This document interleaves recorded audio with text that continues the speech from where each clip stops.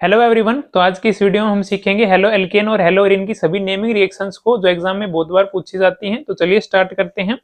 तो पहली रिएक्शन है सैंडमेयर रिएक्शन। सैंडमेयर रिएक्शन में रिएक्टेंट क्या होता है? Benzene diazonium salt. Benzene ring के ऊपर अगर कभी भी N2Cl आ जाए तो उसका नाम क्या होता है? Benzene diazonium salt. उसकी रिएक्शन हम करवाएंगे CuCl और HCl के साथ।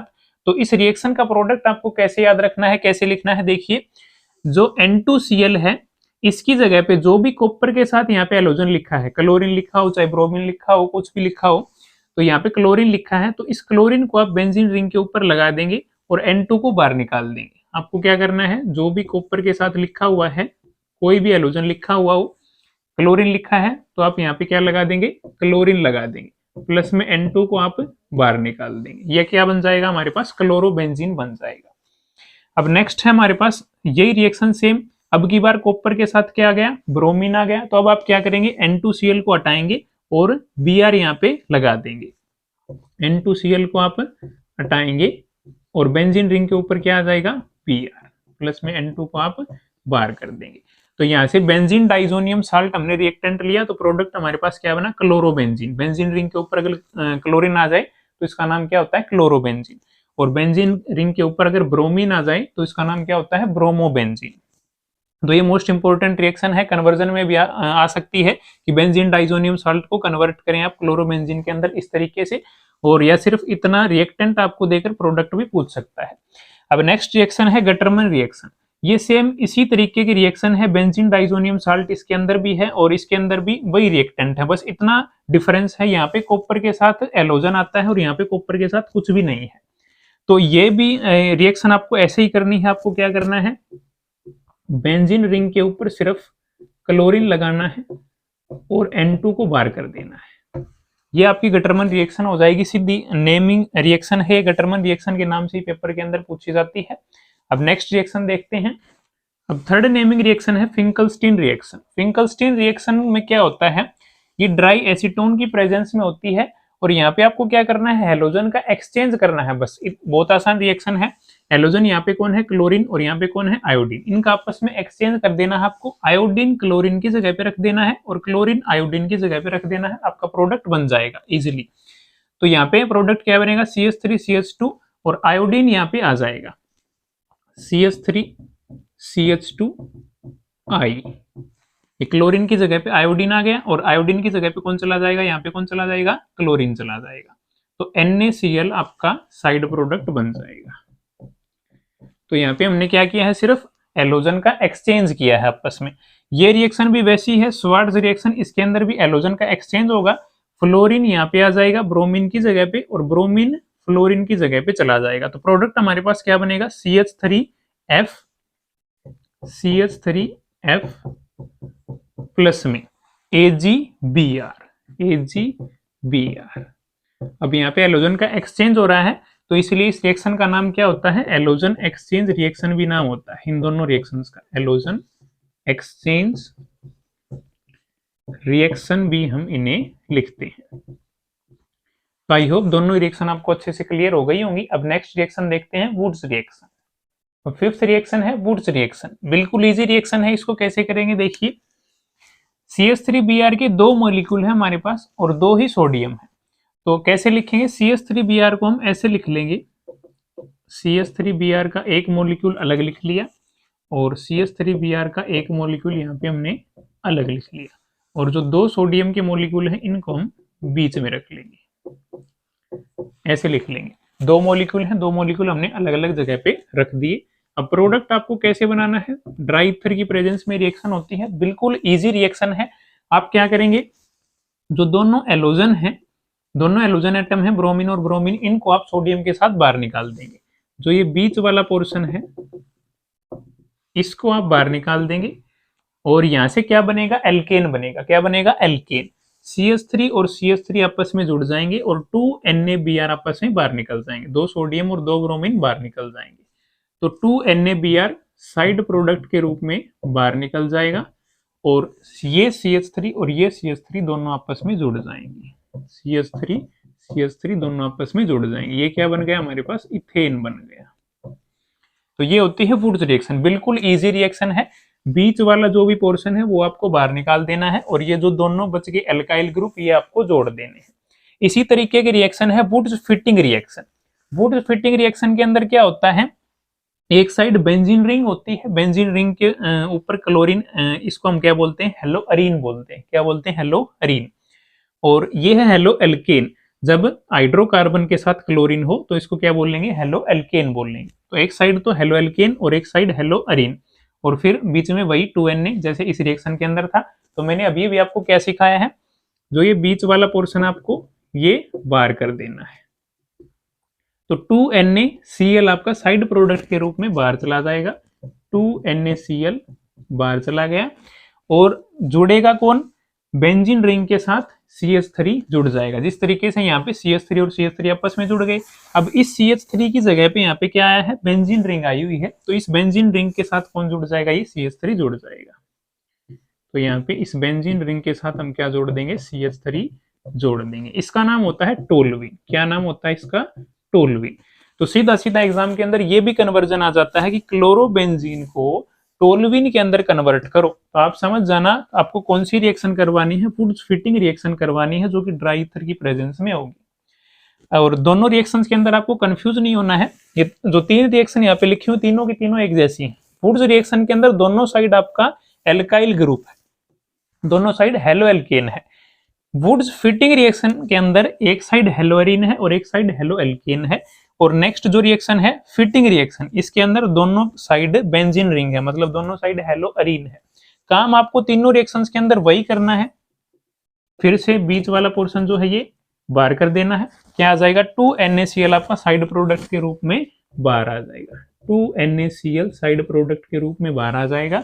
और अंदर क्या बचेगा, सॉरी मेन प्रोडक्ट क्या बनेगा हमारे पास, ये दोनों बेंजीन रिंग आपस में जुड़ जाएंगी। यहाँ पे CH3 जुड़ रहा था, यहाँ पे ये बेंजीन रिंग और ये CH3 जुड़ रहा था, यहाँ पे दोनों बेंजीन रिंग आपस में ऐड हो जाएंगी, जुड़ जाएंगी। इस तरीके से यहाँ पे हम दोनों बेंजीन रिंग को आपस में जोड़ देंगे। अब इसका नाम क्या होता है, इसका नाम होता है बाईफिनाइल। इसका नाम क्या होता है, बाईफिनाइल। ये भी कन्वर्जन आपके एग्जाम में पूछा गया है कि क्लोरोबेंजीन को कन्वर्ट करो बाईफिनाइल के अंदर। तो आप कौन सी रिएक्शन करवाएंगे, फिटिंग रिएक्शन करवाएंगे। अब एक और इंपॉर्टेंट नेमिंग रिएक्शन है हंसडीकर रिएक्शन। हंसडीकर रिएक्शन क्या होगी, देखिए यहाँ पे R ग्रुप लिखा हुआ है, R की जगह पे यहाँ पे कोई हाइड्रोकार्बन भी हो सकता है, जैसे CH3 C2H5 कुछ भी हो सकता है, और यहाँ पे बेंजीन रिंग भी हो सकती है। तो इन्हें हम बोलते हैं सिल्वर फैटी एसिड। इन्हें क्या बोलते हैं, silver fatty acid. Silver fatty acid. Silver fatty acid की हम रिएक्शन करवाएंगे ब्रोमीन के साथ। रिएक्शन कैसे होगी, देखिए ये एक Ag है, सिल्वर है, और एक ब्रोमीन है। AgBr साइड प्रोडक्ट के रूप में बाहर निकल जाएगा। बहुत आसान रिएक्शन है। एक तो AgBr आपका बाहर निकल जाएगा। उसके बाद देखिए एक Ag चला गया और एक Br चला गया। यहाँ पे क्या बचा, CO2 बचा। यहाँ पे क्या बचा, ये CO2 बचा। तो एक CO2 भी बाहर निकल जाएगा। उसके बाद एक ब्रोमीन यहाँ पे R ग्रुप के साथ जुड़ जाएगा। एक ब्रोमीन R ग्रुप के साथ जुड़ जाएगा। ये आपकी हंसडीकर रिएक्शन कंप्लीट होगी। बिल्कुल इजी रिएक्शन है, एक बार फिर से बताता हूँ। एक AgBr आपका बाहर निकल जाएगा, और उसके बाद एक ब्रोमीन जो बचा है वो R ग्रुप के साथ जुड़ जाएगा, और यहाँ से CO2 बाहर निकल जाएगा। ये हंसडीकर रिएक्शन है। तो हंसडीकर रिएक्शन दोनों ही तरीके से हो सकती है। जैसे R की जगह पे अगर मैं CH3 लूं, कोई एलो एल्केन लूं, CH3COOAg प्लस में Br2, CCl4 की प्रेजेंस में रिएक्शन होगी कार्बन टेट्राक्लोराइड की प्रेजेंस में। तो फिर से आपको वही करना है, एक ब्रोमीन इस CH3 के साथ आके जुड़ जाएगा, और बाहर क्या निकलेगा, एक AgBr और एक CO2। लेकिन इस रिएक्शन के साथ दिक्कत क्या है, जब भी हम यहाँ पे हेलो एल्केन, सॉरी जब भी हम यहाँ पे हाइड्रोकार्बन लेंगे R ग्रुप की जगह पे, जब भी हम R ग्रुप की जगह पे क्या लेंगे, हाइड्रोकार्बन, जैसे CH3 C2H5 लेंगे, तो उस टाइम जो हमारा प्रोडक्ट बनेगा ये अच्छा नहीं बनेगा, नॉट गुड यील्ड फॉर्म। जो भी हमारा प्रोडक्ट बनेगा वो अच्छा नहीं बनेगा। और जब हम यहाँ पे बेंजीन रिंग लेंगे, जब हम यहाँ पे क्या लेंगे, बेंजीन रिंग लेंगे, बेंजीन रिंग के ऊपर लगाएंगे COOAg, तो उस टाइम जो प्रोडक्ट बनेगा वो गुड प्रोडक्ट फॉर्म होगा या गुड यील्ड फॉर्म होगी। इस बात का आप इस रिएक्शन के अंदर ध्यान रखेंगे। रिएक्शन दोनों तरीके से हो सकती है, यहाँ पे चाहे CH3 ले चाहे बेंजीन रिंग ले, रिएक्शन हो जाएगी, लेकिन यहाँ से अच्छा प्रोडक्ट बनेगा और यहाँ से ज्यादा अच्छा प्रोडक्ट हमें नहीं मिलेगा।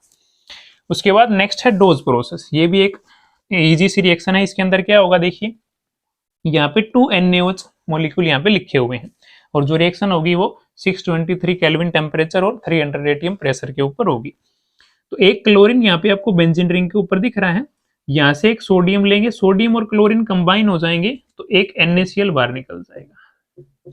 सोडियम और क्लोरीन कहीं पे भी रिएक्टेंट के अंदर हैं तो जरूर NaCl बाहर निकलता है, हमने वुड्स रिएक्शन के अंदर भी देखा था। उसके बाद और बाहर क्या निकलेगा, यहाँ से एक वाटर मॉलिक्यूल बाहर निकल जाएगा, H2O बाहर निकल जाएगा, 2 हाइड्रोजन यहाँ से देखिए 2 NaOH लिखा हुआ है तो 2 हाइड्रोजन और एक ऑक्सीजन बाहर निकल जाएगा।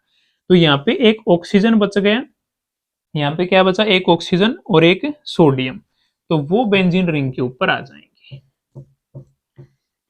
ONA बेंजीन रिंग के ऊपर आ जाएगा। ये एक बार दोबारा से बताता हूं, देखिए एक सोडियम और एक क्लोरीन मिलके NaCl बाहर निकल गया, 2 हाइड्रोजन और एक ऑक्सीजन बाहर निकल गया, तो यहाँ पे क्या बचा, ONA बचा, तो ONA बेंजीन रिंग के ऊपर आ गया। अब क्या करेंगे, H पॉजिटिव लेके आएंगे, उसकी रिएक्शन करवाएंगे इस रिएक्टेंट के साथ। देखिए जब बेंजीन रिंग के ऊपर ऑक्सीजन और सोडियम है, ऑक्सीजन ज्यादा इलेक्ट्रोनेगेटिव है सोडियम से, तो ऑक्सीजन के ऊपर नेगेटिव चार्ज होगा और सोडियम के ऊपर पॉजिटिव चार्ज, तो H पॉजिटिव आके अटैक करेगा ऑक्सीजन के ऊपर, तो क्या बन जाएगा, हमारे पास फिनोल बन जाएगा। ये पॉजिटिव इसके नेगेटिव के साथ आके कंबाइन होगा तो के साथ आके कंबाइन हो जाएगा, तो ये क्या बन जाएगा, हमारे पास फिनोल बन जाएगा। डोज प्रोसेस बिल्कुल इजी सी रिएक्शन है। अब लास्ट नेमिंग रिएक्शन है फ्रीडल क्राफ्ट एल्काइलेशन। ये भी इजी सी रिएक्शन है। देखिए हमेशा फ्रीडल क्राफ्ट एल्काइलेशन रिएक्शन के अंदर जो रिएजेंट होता है वो अनहाइड्रस AlCl3 होता है। तो बेंजीन रिंग की रिएक्शन हम करवा रहे हैं क्लोरोमीथेन के साथ।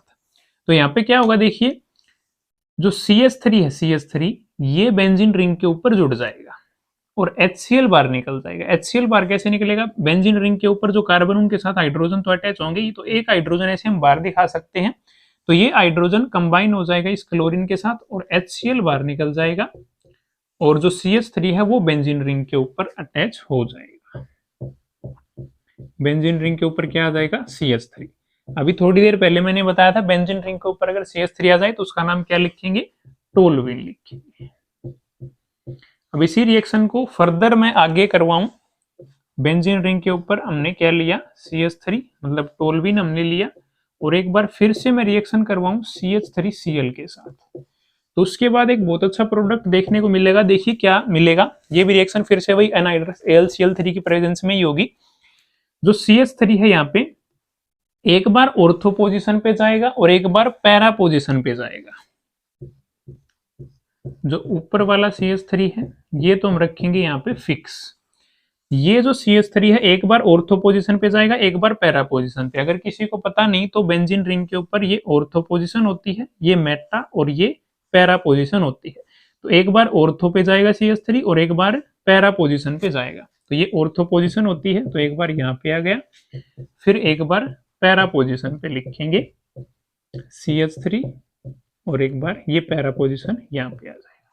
तो इसका नाम होता है ऑर्थोजाइलिन। इसका क्या नाम होता है, ऑर्थोजाइलिन। और इसका क्या नाम लिखेंगे, पैराजाइलिन। पैराजाइलिन। तो ये थी आपकी Friedel craft alkylation reaction. I hope सभी रिएक्शन आपको अच्छे से क्लियर हो गई होंगी। तो मिलते हैं नेक्स्ट वीडियो के अंदर, तब तक के लिए कीप लर्निंग कीप प्रिपेयर।